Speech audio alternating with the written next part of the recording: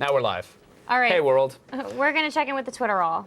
Yes, let us do that now. Dreyfus see a sad day as an amazing man passes on. Yeah, and of course that sentiment is repeated much. DJ Blizz says, whoa, Steve Jobs, yeah, found out he died on AOTS, which is a bummer. Final Pierce says, Steve Jobs, rest in peace. I would have wanted him to see the future, which, you know, there's been rampant speculation for a while as to the state of Steve Jobs' health, and that was, you know, one thing that I think I felt, and I think a lot of people here felt, that we knew, you know, another iPhone was going to be announced. We knew some other products were going to be announced, and I think we were all just hoping that he might see one more press conference, one more keynote, one more release to really see, you know, the where his company's heading. And I hope, you know, it's tragic, to say the least. Very sad day. And I hope he's laid out a roadmap for his company. The man was visionary, to say the absolute least. I mean, that's the history of the term visionary. That was the most understated use ever. That man built a company twice over, and obviously people are very upset. MF Angelita says, Steve Jobs was a genius because he developed things before we even realized how useful they would be. I use my iPod every day of the year. Which is true. We talk about podcasts all the time, and everybody's got one, everybody uses one, and they forget that the genesis of that word, it was born out of one of Apple's visionary products. You know, Steve was so good at seeing an emerging market, letting others kind of make their moves, and then hopping in when the time was right and showing people what that product or that market could really become. I think that's where he excelled the most. Slayer's Girl 23 says, it's incredibly saddening to know that Steve has passed. He made the future possible. Yeah. I have a feeling that for hours and hours and days and weeks and months and years to come, this will be the sentiment. But he's built an incredible company with an incredible legacy. What was the first Apple product you had? The first one that I used was in elementary school. It was an Apple II GS. And I used that to discover where Carmen Sandiego was hiding in the world, and also to get my wagon through the Oregon Trail, which really meant hunting a lot. But even at that time, the Apple had a different feel. It had a different vibe. It was just better and more interesting to me than the 386s of the world, you know. And I wax and wane between PC and Mac for a long time, but you know, Steve was right. I'm a bit of an Apple fanboy, to say the least. You know, now my house is pretty much littered with his amazing works. And what's your favorite product of all of his? Oh wow. Well, you know. Can you even? No, say a favorite? I've got the laptops and the Apple TV and the iPhone and all my iDevices. I love my Mac Pro. I mean, everything I use and create, and I think this is the sentiment amongst many people out there. At some point, especially for creative works, a project touches one of his products. You know, a project touches a Mac, it touches an Apple, and they make it more fun. They really do. So, do you want to read some more tweets, perhaps? Aaron Hill, I can't believe that Steve Jobs is dead. What a legacy. What will Apple come to now? Yeah, that's going to be a huge question. Obviously, we don't really know what sort of roadmap, you know, Steve Jobs has laid out. We don't know where this is going to go over the next few years. I'm sure it's been left in good hands, but oh, certainly. You know, Apple's an amazing company, and I'm sure they're going to handle the transition, and they have been, you know, prepping for this, and they're ready for that transition. But it's just one of those things where, you know, you hope that he's laid it out for a while because he was so good at predicting what the next 5 to 10 years was going to be. Yeah. We're kind of flying by the seat of our pants here, to be honest, because I mean this just happened, but we wanted to stay live to showcase your reactions and to discuss it a little bit. Actually, standing by right now, we have Matt Myra and Kevin Kelly from G4. Hello, gentlemen. Hello, Kevin. I wish we were saying hello under far better circumstances. It's a sad reason to come, but but we're glad you're here. So, I mean, when we take a look back at Apple and we take a look back at Steve Jobs, what stands out for you guys? Well, for me, I will never forget the cover of, I think it was a Wired magazine that was the black apple with the barbed wire around it, and it said pray. This is when the company was doing terribly. The stock was lowest it's ever been. Then the iPod came, and the company changed completely. Michael Dell famously said, this is the worst idea. You should just sell the company and give the money back to the stockholders.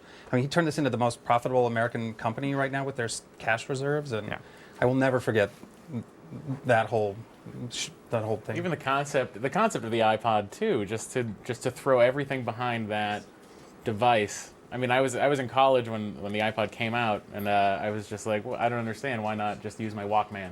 It's pretty good, right? I have CDs. I have a booklet. I could put that in. Right. And then, you know, kids were like, no, you can hold 5 gigs of. I'm like, how many songs? I don't understand this. And now it's just second nature to everyone. I mean, I walk around with my music library in my pocket. Yeah. It also has my phone, it has everything I need, like walk around with. And this is something that Steve saw. And that's part of the thing too, is just the vision of the man and the direction that he led that company in. It made a huge, I mean, just from when he came back in '97 and, immediately. When he came back, Apple was thought of, well, this is a computer company. They make computers, and I hope they can excel and keep and succeed at making and selling computers. And look what he's done now. Our discussions have been about from over-the-top set-top the devices that replace TV to digital music to streaming movies he really has. He found a market, and he found the way to make the best products for it. I think something too that he brought was like just the fact that nothing does one thing anymore. Nothing just does one thing. And that was like, and then when he came back and he introduced the iMac, and it was this internet computer. It was like, what does the I stand for? The internet. All right, that's a kind of a new thing. What does this do?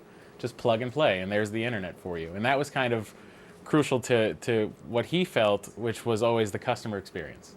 Let's make it easy on the customer. So all of the products just became easy. And sexy. He brought this whole design. I know there was Right. obviously a team of people that worked with him, but the design of Apple products from when he reintroduced the introduced the iMac, the colors and everything, and Right. all the way up to the iPhone that was just introduced this week, which surely he had some hand in, even though he's left the company. Those you care about Apple like a company. You get emotionally involved. Apple has evangelists, people that spread the word about People the company. talk about the cult of Mac, but what they're really talking about is Steve Jobs. I mean, they're talking He about was that following cult, his yeah. vision. Yeah. Yeah, it just became the cult of Steve, or the cult of Mac, as they called it. It just was always sort of just whatever this company comes out with, I'm going to go for it. And there weren't that many companies where you could say you're probably going to do something great, Right. and I'm going to be behind that 100%. I mean, I met Steve a couple times. I worked for Apple for about 5 years, and I was up at Cupertino a couple times, and I ran into Steve, and he was always just genuinely just a nice guy. Oh, that's You so know, he nice. was just, he cut me in line for sushi, but I forgive him. Right. I've forgiven Steve for that. But I mean, it was just like, he was always just, this sweet guy who just, you saw him and you'd be like, wow, he's a guy, but there's so much that he brought to the Did he- world. This world. Yeah, it's so funny when you talk about there's not many companies that you can just wholeheartedly support and just know, well, if they're going to release something, it's going to be revolutionary, something's going to come from it, it's going to exploit a new market, it's going to do all these things. And I think no product has proved that more in the last few years than the iPad. It was one of those devices where we knew this market was coming. We thought tablets were going to happen. What is it about Steve Jobs and Apple that said, okay, here's a device, and you're all, we're going to make it an integral part of many of your lives, when other people were trying to figure out just how the device should look and feel and work? Well, he's one of the guys that could bring in a pickup truck that I don't need at all and make me convinced I absolutely need it. Right. Just the way his reality distortion field that they always talk about when he's talking about products. But the iPad, long rumored, Apple was going to have a tablet, but then when they talked to him about it, and he was famous for this, oh no, we're not working on anything like that. We're not doing a phone. That's kind of not our territory. But then when the iPad came out and he was up there on stage demoing this thing, you instantly wanted it. Yeah, and everyone thought like, oh, maybe the iMac will be a touch thing. He realized your arms would get tired, Right. so he put it in your lap, and it just made they made a whole new category of device. Just this device that we'd seen on Star Trek, and he brought it. Right. He to actually home. made it happen. And again, with the and he called it the pad, just like Star Trek. And again, with this now with Siri, this talking to a computer, having it do stuff for you, it's the future, Right. and we're all like living in it. Well, speaking of the future, what do you think Steve Jobs' legacy will be, and how do you think the company will fare now? Well, Steve's legacy, I think something else not to be understated is his involvement with Pixar.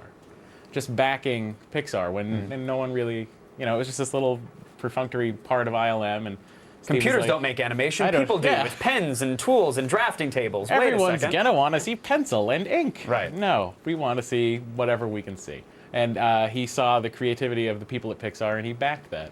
Again, it's just this other thing that you don't realize how much that permeates. But now every animated movie is computer animated, and Pixar does amazing work. And Steve's legacy, not only in the entertainment field, but in, just Firewire. We know what that is now because of Steve Jobs. The iPad, it's a whole new tablet, it's a whole new section of PCs, and it's just, you cannot understate how much he has changed Now, society. how much do you think this is going to affect the stock price? Well, I think that it's nothing that people weren't prepared for. Yeah. It's, Although still, when emotional news like this, there's always a dip afterwards, Yeah. and it's going to be a long time before I think there's going to be volatile a little bit with Apple, and people Yeah. still don't know how Tim Cook is really. yeah. It really is at taking the reins so far. It means he had one press conference so far. Yeah, he had one press conference, and we haven't even gone through that launch yet of the product. I mean, we've announced it, but we haven't yet seen how the stores are going to handle it, how the networks are going to handle it, and so on and so forth. So it's just kind of going to be a waiting game, where you're just going to watch the stock and see when it's safe. I mean, it's probably going to dip a little bit just because the stock market is, Wasn't he also serving as chairman at Disney? I believe he was the single largest Yeah. stockholder after the After the acquisition Pixar of deal. Pixar, which Yep. is quite another thing too. His involvement there, which I'm not sure how. He definitely didn't define that Right. company like Obviously, he did Apple, yeah. but Obviously, many questions raised, but again, the tragic news is unfortunately Steve Jobs has passed. It's just settling in here in the studio. I'm sure it's settling in at home, and we're going to take a little break. And we'll come back and we'll have more on the legacy of Steve Jobs. Hey guys, if you're just joining us, we're staying for an extended time tonight. Steve Jobs has passed, and we wanted to read a few things in his honor. A sad day for innovation and technology. Also, I send my thoughts and prayers for his friends and family. Well, so Jobs was working pretty much till the end. I guess some really do like their work. It's so nice that that's a nice life. A man from the future in our time showed us just how to advance further in time. R.I.P. Steve Jobs, your vision helped inspire our time. Now let's look at a little package for him.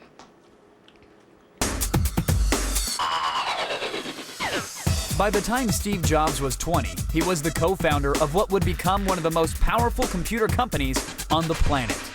Started in his parents' garage with partner Steve Wozniak in 1976, the two designed their own personal computer, the Apple I.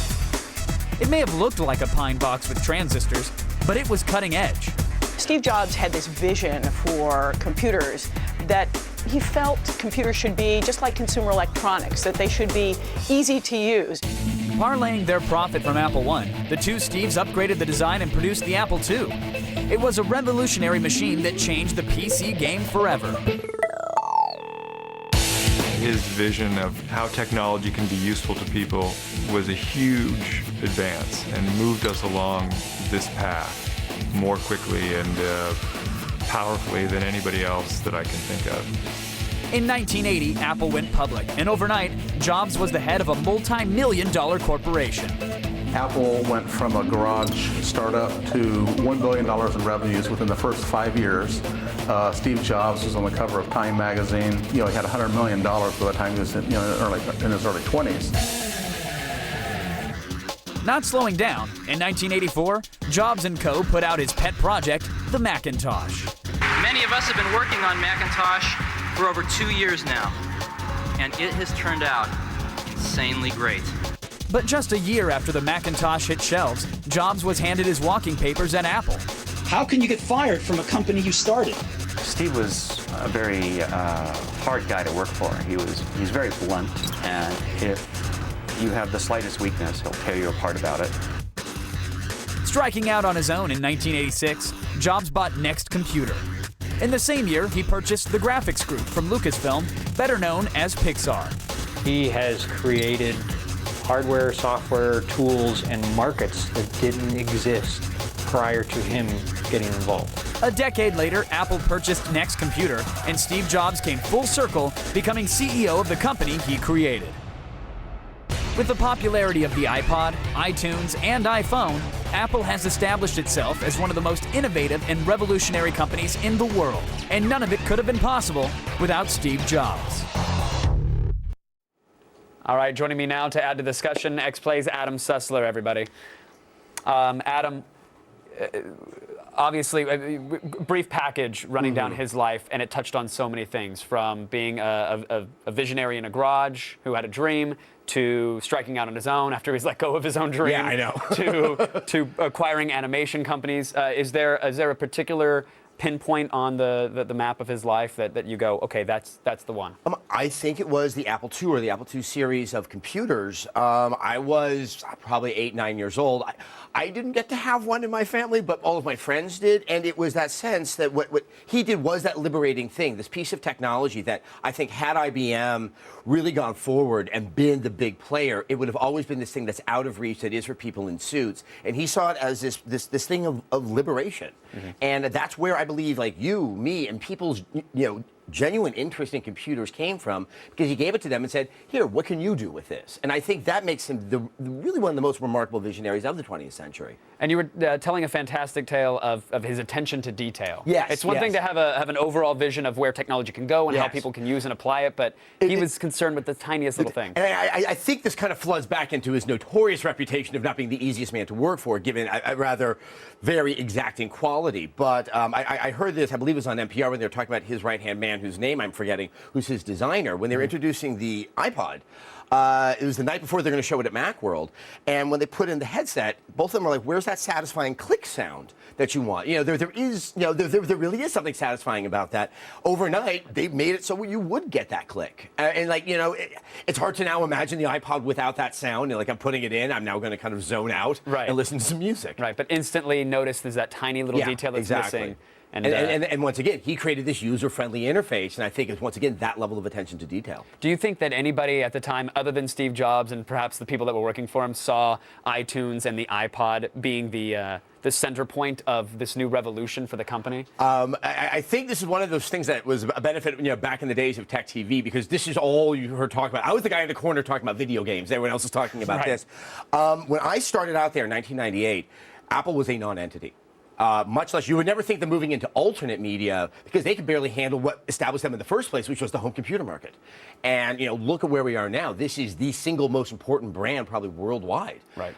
It is. I couldn't have thought of it, but now the way that they did it is the model that everyone really tries to follow and just alter slightly. Right now we have Joshua Topolsky joining us via Skype. He's the editor-in-chief of The Verge. Joshua, are you there? I'm here. How are you, sir? I'm as good as I can be right now. I hear you. I think that's a sentiment that a lot of people are feeling right now. How do you think we will remember Steve Jobs, Joshua, if we look 10 years down the line? I think that he'll be remembered as an absolute visionary when it comes to technology. And I don't see how anybody could view what he's done with technology, particularly in the last 10 years alone, when you look at it.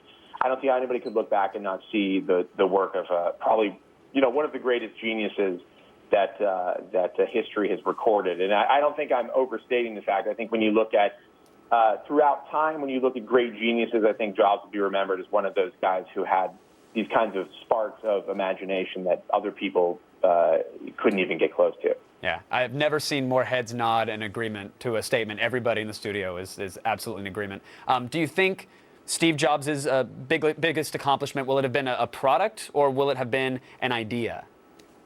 I think it's an idea, and I think that idea is we as humans can take this technology that we've made, which is highly complex and is daunting to most people, and we can take that and turn it into something that is really beautiful and really an expression of, an expression of what the best people can do as humans. I think what's amazing about the product that he's made, and I think his passion was for this, and he always talked about this intersection of liberal arts and technology, and I think his passion really was for creating devices that allowed people to create.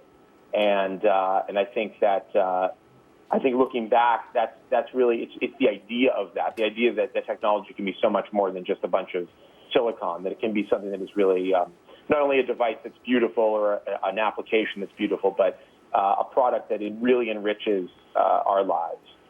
I see you dramatically agreeing with that. Do you think Steve Jobs will be remembered as an artist whose medium was technology? And I think so. He was also the person who created that toolkit for other people. And, I think him letting Pixar do what they did, letting them explore, he kind of helped make that technology happen, and then they took the creative and went and did it. What I was thinking about in terms of the liberal arts aspect of Apple is when you got a Mac, one of the key things everyone had was Mac Paint. And it really, I think, identifies what that philosophy was with these products was, here, have this.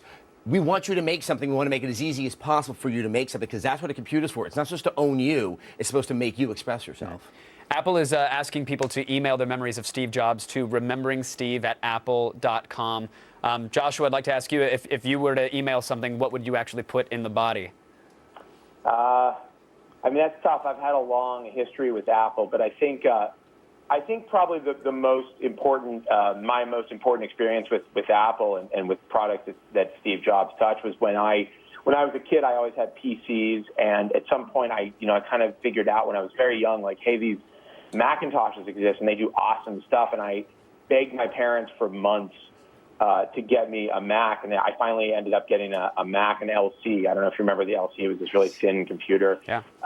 And I was just blown away by it. I had this program I used to use. It was called Animation Works. It was kind of like a cell-based animation application for the Mac, and it was just like I would sit there for hours just doing these weird, stupid little cartoons. And that was the first computer where it was like suddenly this idea of being able to really create with a computer was just wide open. I mean, PCs could do, obviously they did a lot of the same stuff, but the way it was presented on a Mac was totally different. The kinds of developers and the kinds of applications they had were so much more geared towards the creative. And so I think that would probably be, my fondest memory was this kind of realization that I could use what is like a cold kind of awkward device to create some really warm and interesting things. Well, a million different products, a million different concepts, and just a whole lot of brilliance. And I wish we were speaking on better terms, but I can't thank you enough for joining us. Thanks to Adam Sessler, Joshua Topolsky, Kevin Kelly, Matt Myra. Of course, thanks to Candace Bailey for being here as well. We're going to have more on this developing story in the days to come, but right now we ask you to stay tuned for a very special report on Steve Jobs. Thank you guys for watching, and we hope you stay tuned. Appreciate it. Thanks, Adam. No problem. Appreciate it.